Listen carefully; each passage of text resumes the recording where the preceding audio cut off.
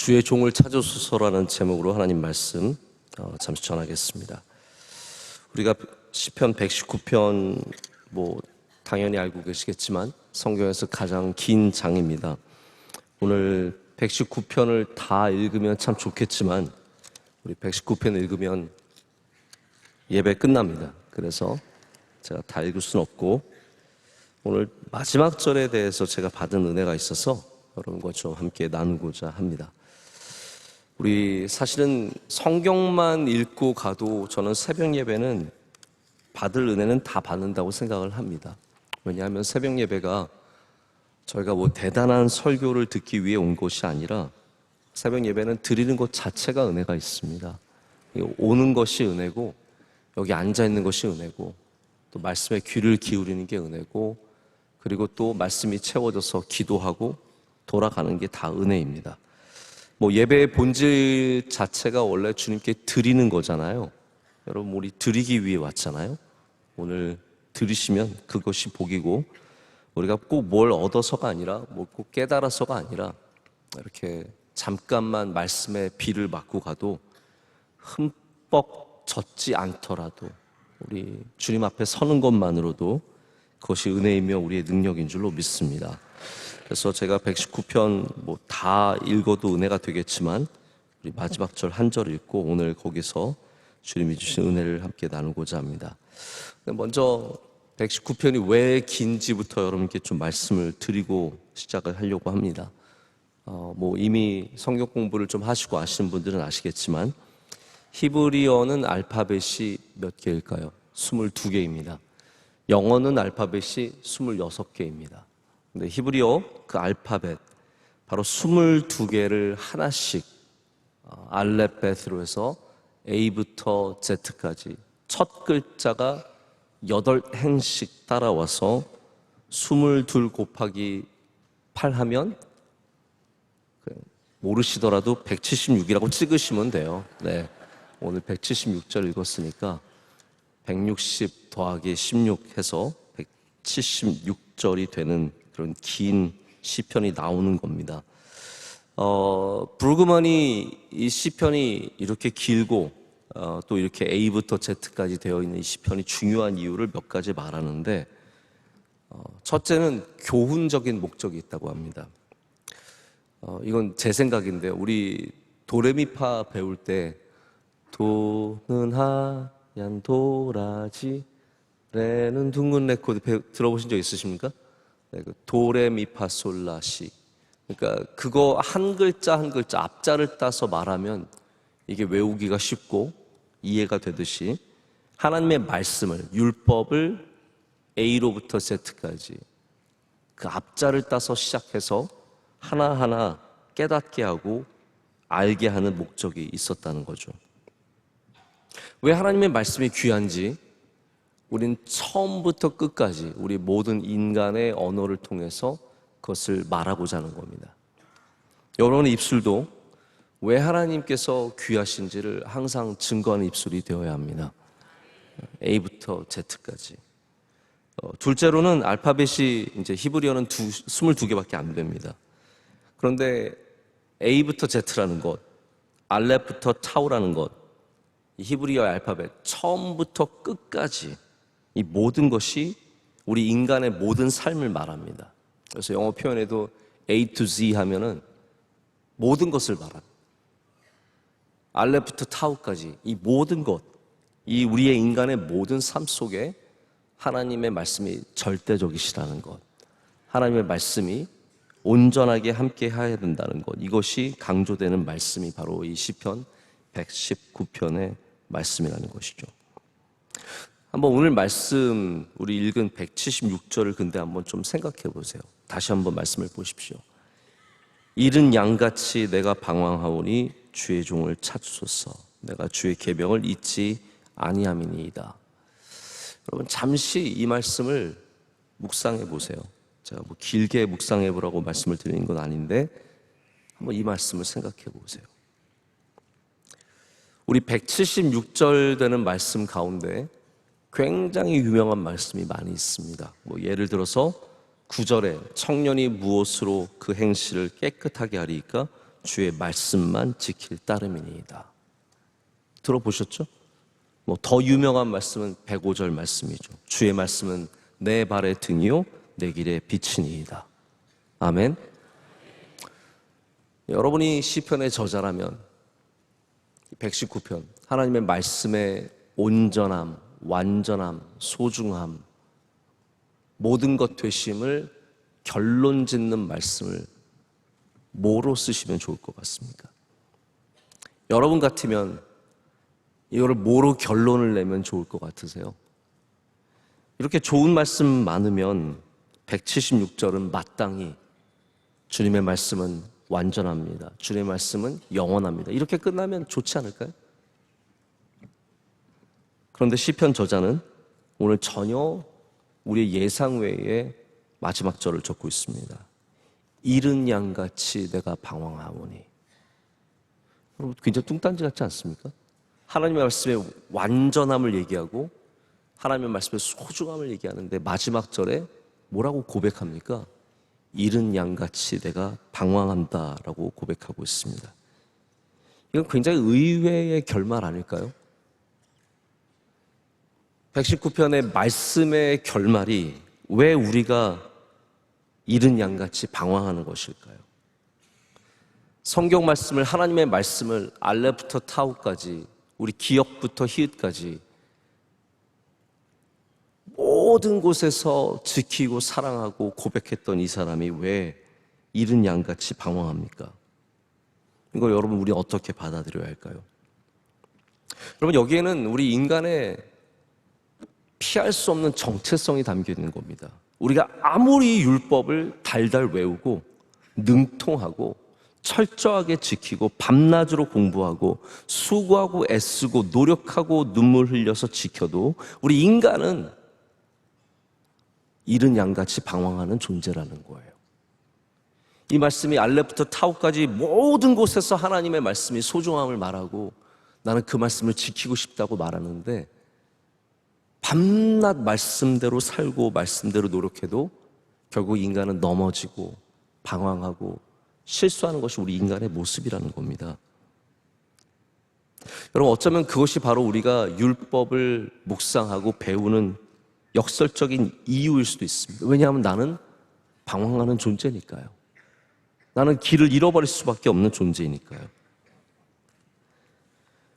여러분 만약에 우리가 한글로도 하나님의 말씀을 온전히 사랑하고 이해해서 우리 한글 22개라고 하지 않습니까? 자음 14개, 모음 10개, 24개, 복합자음이 또 있대요. 5개, 뭐 쌍기역, 쌍디귿 그러겠죠?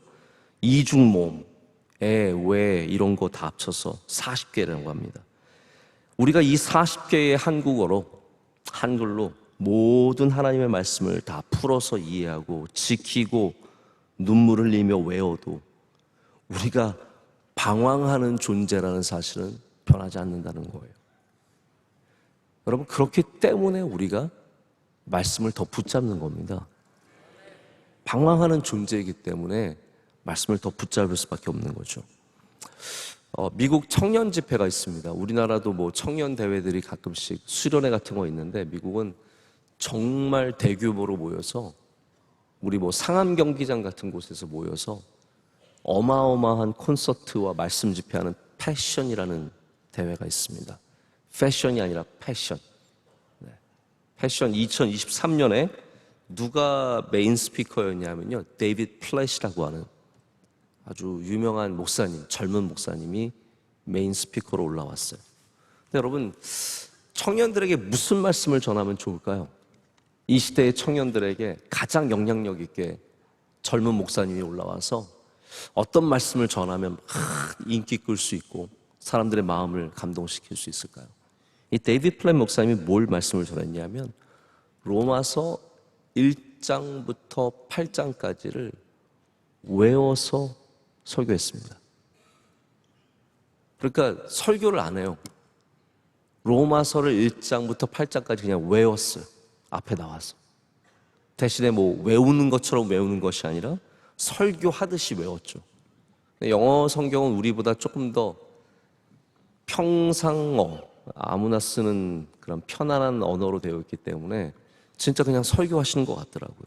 근데 제가 그걸 보면서 굉장히 많은 감동을 받았어요. 하나님의 말씀이 이렇게 능력이 있구나. 외우는 것만으로도 너무 귀한 거예요. 너무 은혜로운 거예요. 그 또 말씀이, 로마서 외운 말씀이 많은 반향을 일으켰습니다. 근데 여러분, 그러면 이 데이비드 플랫이라고 하는 목사님은 우리보다 완전한 존재입니까? 이분이 로마서를 1장부터 8장까지 달달 외우면 더 완전해집니까? 여러분, 기독교가 그런 종교인가요? 여러분이 생각하시기에는 로마서를 다 외우면 더 완전한 사람이 될까요? 데이비드 플랫 목사님이 스스로 인정하지 않아도 그분이 여전히 죄인이며 여전히 실수할 수 있는 존재라는 사실은 변하지 않습니다. 우리가 그런 존재라는 거예요. 자, 제가 결론을, 그러니까 여러분 성경 외울 필요도 없고 성경 볼 필요도 없고 이런 말씀을 드리는 건 절대로 아닙니다. 제가 결론을 나중에 말씀드리는데 결론은 오히려 반대입니다. 우리 인간이 방황하는 존재라는 것, 이것이 시편 119편의 결론입니다. 그런데 또 다른 결론이 있죠. 그것이 무엇입니까? 주의 종을 찾으소서라고 되어 있습니다. 그것은 무엇입니까? 하나님께서 우리를 찾으신다는 사실입니다. 우리가 길을 잃어버리면 하나님은 우리를 찾아오십니다. 이것이 오늘 말하는 또 다른 진리입니다. 우리 인간은 아무리 하나님의 말씀을 외우고 하나님의 말씀을 열심히 붙잡아도 잠깐이에요. 또 넘어지고 또 실수하고 또 잘못하는 것이 우리 인간의 본질이라면 하나님의 본성은 무엇입니까? 그런 우리를 끊임없이 찾아와 주신다라는 거예요.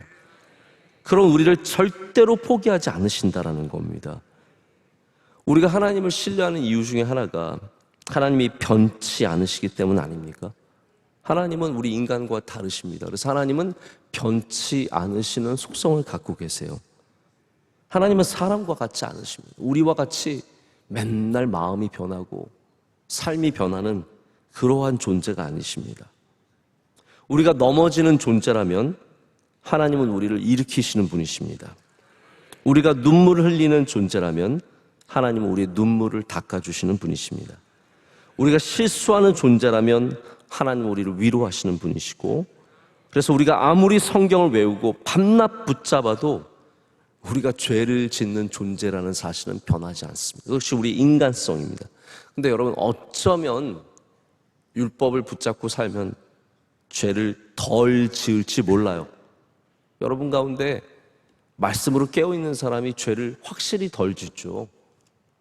여러분 가운데 맨날 말씀 외우시는 분이 좀 더 깨어있죠. 몇 년간 죄를 안 지을 수도 있고 몇 달간 더 깨끗하고 의롭게 살 수 있습니다. 그러나 시편 기자가 뭘 말합니까? 결국은 또 우리가 길을 잃어버린다는 거죠. 우리에게 왜 예수님이 필요합니까? 오늘 우리는 왜 예수님이 필요합니까? 완벽한데요? 내가 교회 나오고 열심히 말씀 읽고 남들보다 더 기도 많이 해서 더 온전한데 왜 예수님이 필요합니까?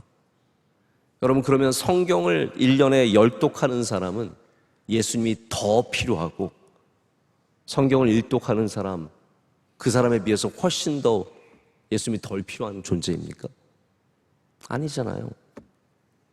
우리 모두는 예수님이 필요합니다.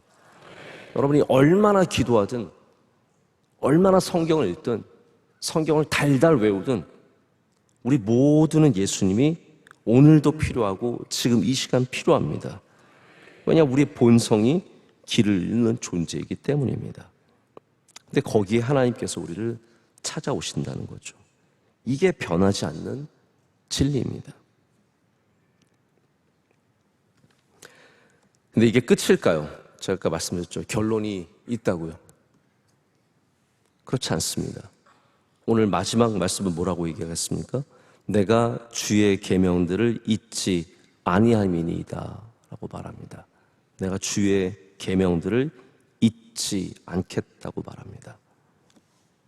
그런 거예요, 여러분. 우리는 오늘 넘어지지만 우리를 일으켜주시는 주님 앞에서 뭐라고 고백합니까? 우리는 말씀을 다시 붙잡겠습니다라고 고백을 하는 겁니다.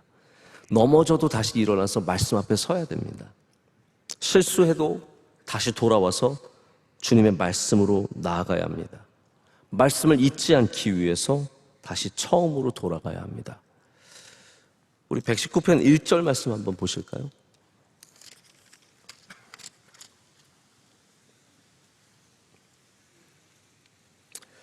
1절 말씀 다 함께 읽겠습니다. 행위가 온전하여 여호와의 율법을 바라 행하는 자들은 복이 있음이요. 9절 말씀 함께 읽겠습니다. 청년이 무엇으로 그의 행실을 깨끗하게 하리이까 주의 말씀만 지킬 따름이니이다. 17절 말씀 있습니다. 주의 종을 후대하여 살게 하소서. 그러하시면 주의 말씀을 지키리이다. 25절입니다. 내 영혼이 진토에 붙어 싸우니 주의 말씀대로 나를 살아나게 하소서. 33절입니다. 여호와여 주의 율례들의 도를 내게 가르치소서. 내가 끝까지 지키리. 41절입니다. 여호와여 주의 말씀대로 주의 인자하심과 주의 구원을 내게 임하게 하소서. 49절입니다. 주의 종에게 하신 말씀을 기억하소서. 주께서 내게 소망을 가지게 하셨나이다. 57절입니다. 여호와는 나의 분깃이시니 나는 주의 말씀을 지키리라 하였나이다. 65절입니다. 여호와여 주의 말씀대로 주의 종을 선대하셨나이다. 73절입니다. 주의 손이 나를 만들고 세우셨사오니 내가 깨달아 주의 계명들을 배우게 하소서. 81절입니다. 나의 영혼이 주의 구원을 사모하기에 피곤하오나 나는 주의 말씀을 바라나이다. 89절입니다. 여호와여 주의 말씀은 영원히 하늘에 굳게 섰사오며. 97절입니다.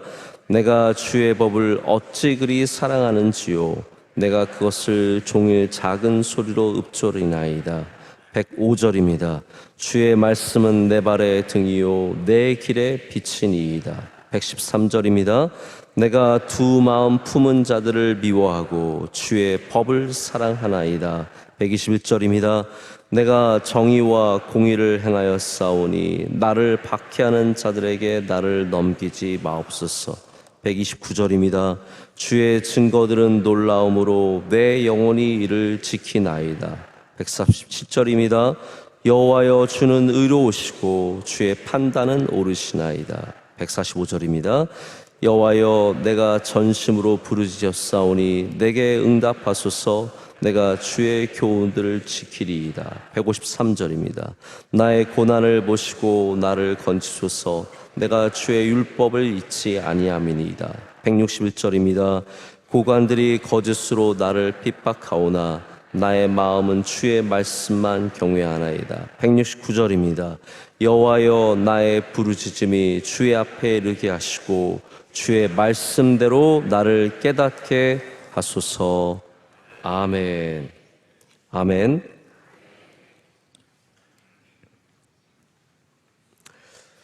우리 119편의 말씀은 말씀의 은혜, 말씀의 능력, 말씀의 복, 말씀이 주는 교훈, 말씀의 아름다움을 우리에게 반복해서 지금 전하고 있습니다. 여러분, 맞습니다. 우리가 말씀을 열심히 읽고요, 열심히 따라가도 우린 다시 죄 짓습니다. 근데 그 다음이 중요한 겁니다. 오늘 성경은 뭐라고 얘기하고 있습니까? 죄 짓는 우리를 하나님께서 다시 찾아와 주신다고 말씀하고 있고, 우리는 다시 말씀으로 돌아가야 한다고 말하고 있습니다. 말씀을 잊지 말라는 거예요. 그럼 말씀 잊지 마십시오. 우리가 부족해도 말씀을 잊지 말아야 하고, 우리가 실수해도 말씀을 잊지 말아야 합니다. 우리가 잘 돼도 말씀을 잊지 말아야 합니다. 우리가 교회에서 잘 돼도, 세상에서 잘 돼도, 가정에서 잘 돼도 다시 항상 말씀으로 돌아와야 합니다. 그래서 오늘 말씀은 절대로 말씀 무용론이 아닙니다. 야, 읽어도 소용없네. 성경을 달달 외워도 죄 짓네? 그렇게 열심히 교회 다녀도 넘어지네? 맞습니다. 여러분, 그것이 우리의 본질이라니까요. 그것이 우리의 본성이라니까요. 그런데 성경은 무엇을 약속해 줍니까? 길을 잃으니까 말씀이 필요 없다가 아니에요. 길을 잃기 때문에 말씀이 필요하다라는 겁니다. 방황하기 때문에 주의 말씀을 다시 기억해야 된다라는 거죠. 넘어지기 때문에 하나님 말씀 없이는 우리가 살 수 없다라고 말하는 겁니다. 그래서 오히려 우리 말씀은 결과적으로 말씀 무용론이 아니라 말씀 없이는 살아갈 수 없다는 뜻입니다. 말씀으로 돌아가야 한다는 말씀입니다. 오늘 그냥 마음으로 여러분 119편 다 읽었다고 생각하세요? 네. 우리 첫 잔은 다 읽었으니까 우리 22절의 말씀을 통해서 하나님 말씀이 얼마나 아름다운지를 다시 한번 볼 수 있었습니다. 그래서 여러분 오늘도 말씀이 육신이 되어 이 땅으로 오신 예수님께 안기는, 예수님께로 돌아가는, 예수님 앞에 서는 날이 되시기를 축복합니다. 우리 창립 기념 주일도 다가오는데 저는 우리 창립 기념 주일이 이 교회를 세우신 하나님 앞에 다시 서는 그런 날이 되기를 간절히 소망합니다. 여러분들도 그런 마음으로 말씀을 더욱더 붙잡고 말씀과 함께 동행하시는 복된 날 되시기를 축복합니다.